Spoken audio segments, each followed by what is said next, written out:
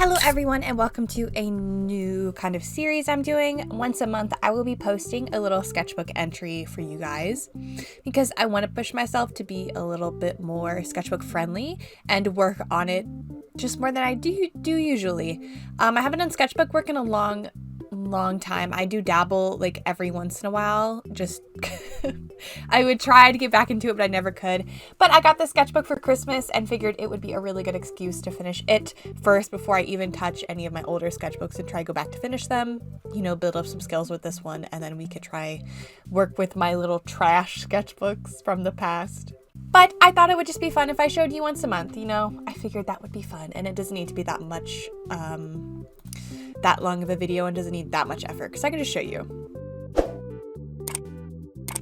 Anyway, the first two sketches in this sketchbook are a full body and half body, the half body being of Catherine and Catherine, my two mini-me's, and then the next one being me, Katie, and then my mini-me Mixter. I did this, I believe I actually did this Christmas Day. Typically my sketchbook entries will just be from the month I post them, but I figured I would keep in the two sketches from December because it was like the last day of December, you know what I mean? But I really like these two. I really like this like singular page. It's really good. I really like how I shaded it. I think it's really cute. I think I captured Catherine and Catherine's faces very well. I did do the undersketch in highlighter for Catherine and Catherine, and my mom does not like that. She's like, you ruined it because you did that. And I'm like, it's just part of sketchbook work is having things that just wouldn't be a part of normal finalized drawings. Although I would count this as a finalized drawing. It's just a part of the art piece, and I think that really adds to the story. But that's just my opinion. If you disagree, that's totally fine. But yeah, I put year 2024 on this because this was not technically 2025.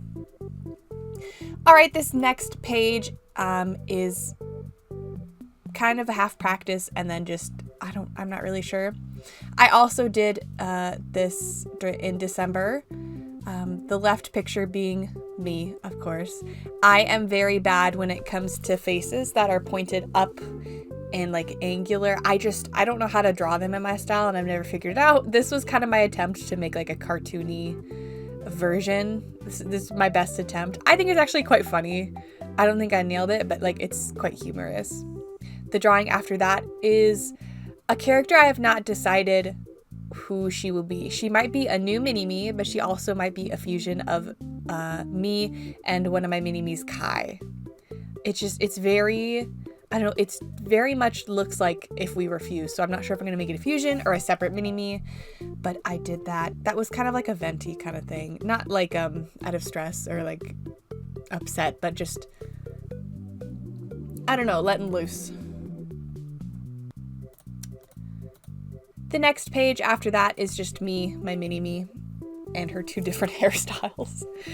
I just did my little scribble method where I do a very light scribble on the page, you can't really see it, with a pencil and then kind of break down the pose in that scribble. I've talked about it before on my channel, you probably know what I'm talking about.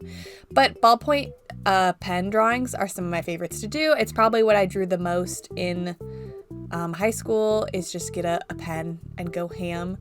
So I really have to channel my inner pen shading on these. I didn't do too great on the second one. The first one's probably a little better. I do like that I pushed the shadows on the second one. I feel like I could have pushed the shadows a little more on the first one. But I really like them. I think they're good. Honestly, they're very just classic Katie. They're nothing to like write home about, but they're nothing to like complain about. The next two pages are kind of trash. The first page being this scribble pose I did again, but I wanted to go obviously more abstract. And then I ended up spilling ink on the page and I had to work with it. So those big black lines, the bottom left one was used to cover a drop of ink I accidentally dropped on the page. Which, I mean, it works in the end. I actually don't hate it. I kind of want to go back to this concept and do a digital art version, but it's just not great in my sketchbook. And then the second drawing is kind of like a zombie. I drew it like looking at it straight on, so I didn't draw it having the thing vertical. Anatomy, it doesn't make sense perfectly, but also it's supposed to be abstract as well. It's of like me, my mini-me, but like I tend to go more ham and loose with her, and her definition of Katie or me is it's like malleable. At least I tried to make it malleable, but I kind of just went ham. I didn't really think too much about it. I was just trying to fill the space, and sometimes you get messes when you try to fill space. This next page is a page I probably will not finish. However, it's just because it fits on the page awkwardly and it keeps frustrating me. I may finish it, I may not, I don't know. But I'm going to pop it into my computer and finish it digitally because I like the posing, I like the composition of it. It's just not working in the sketchbook. And I'll probably print it out and then put a little version of it in there. Like, the faces are good. They're of my mini-me's. Me, Decade, Dark, Catherine. Like, I don't hate it. It's good. I just don't like it in my sketchbook. The next page, this is probably the best spread of the whole sketchbook so far.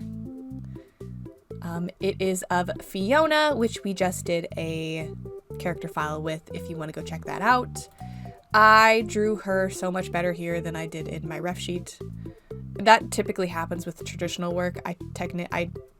More times often than not, my style is a little more cartoony in traditional. It's odd. It's the same, but I push different things in my traditional work than I do digital.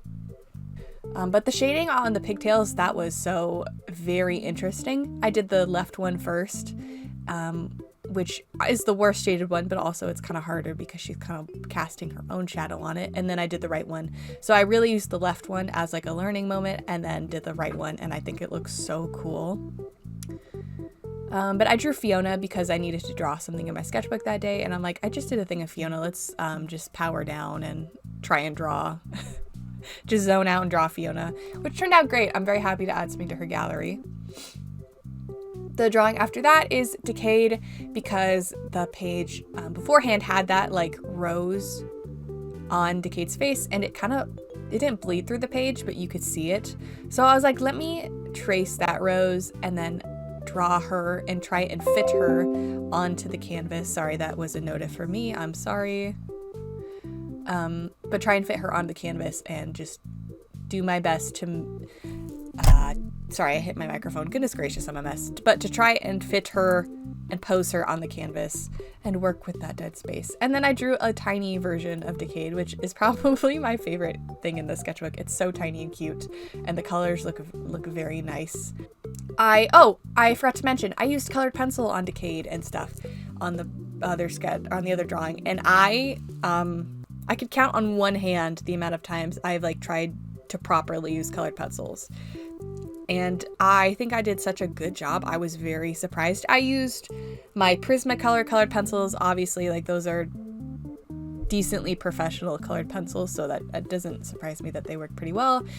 I did, for Decades, I didn't really press too hard with colored pencils, but the next drawings, lucky for that first top one, I learned that I've got to press pretty hard. But to be fair, I press pretty hard when it comes to drawing regardless. But I decided next I would draw Lucky, my comfort character. He is a rabbit, the light of my life he is.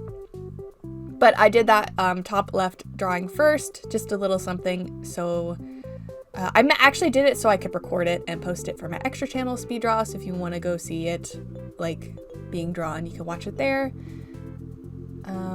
But then I did the side view because I wanted to figure out like how, if I wanted to match Lucky's colors the best, how would I do it?